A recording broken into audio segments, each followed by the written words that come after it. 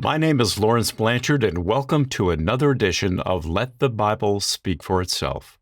Today, we will continue discussing the meaning of the word world as it is used in the Bible. In part one, we learned about the Greek word that is translated as world. That was the word cosmos.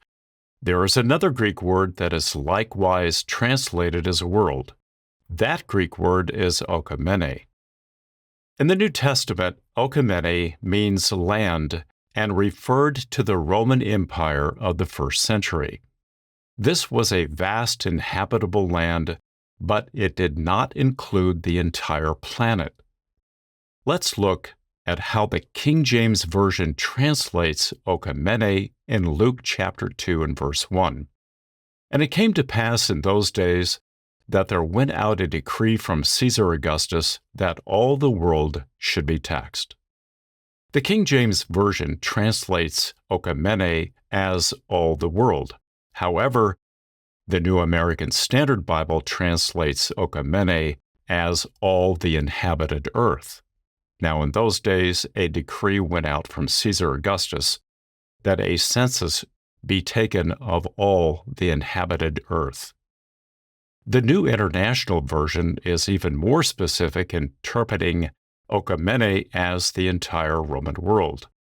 In those days, Caesar Augustus issued a decree that a census should be taken of the entire Roman world. This translation is more accurate because it describes the meaning of oikoumene as the Roman world. So, the command that a census be taken was limited to the known inhabited land area in the first century or the Roman Empire. The census was taken so that Rome could tax those under its jurisdiction. Here's another example in Acts chapter 11 and verse 28, translated from the King James Version.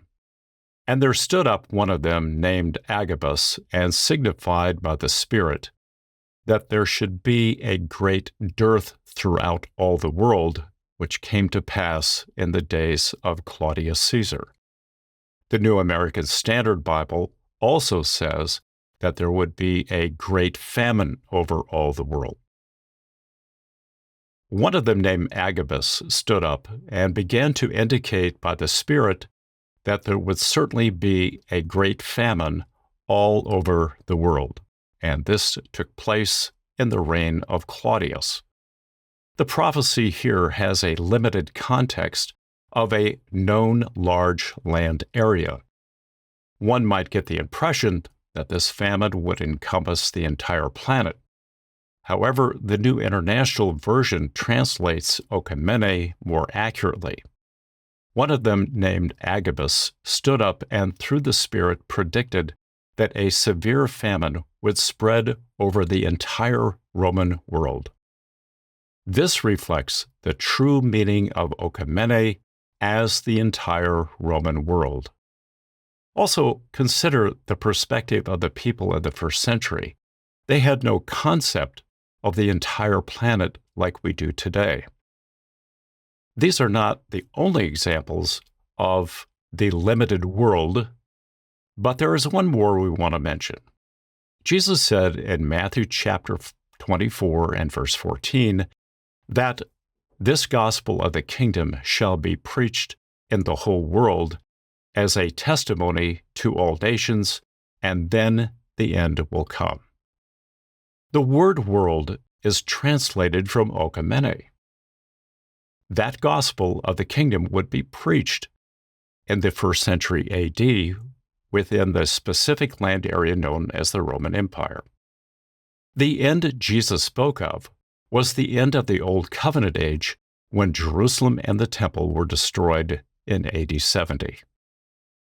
Was the gospel of the kingdom preached in the inhabited world of the Roman Empire in the first century? Can this be confirmed in the New Testament? The answer to that is revealed in my books, the Covenant Heritage series.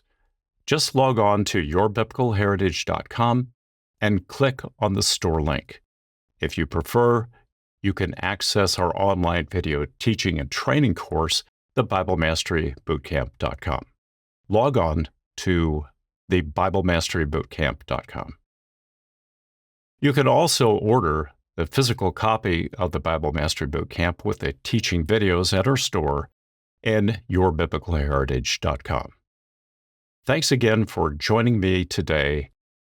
We'll see you in the next episode of Let the Bible Speak for Itself.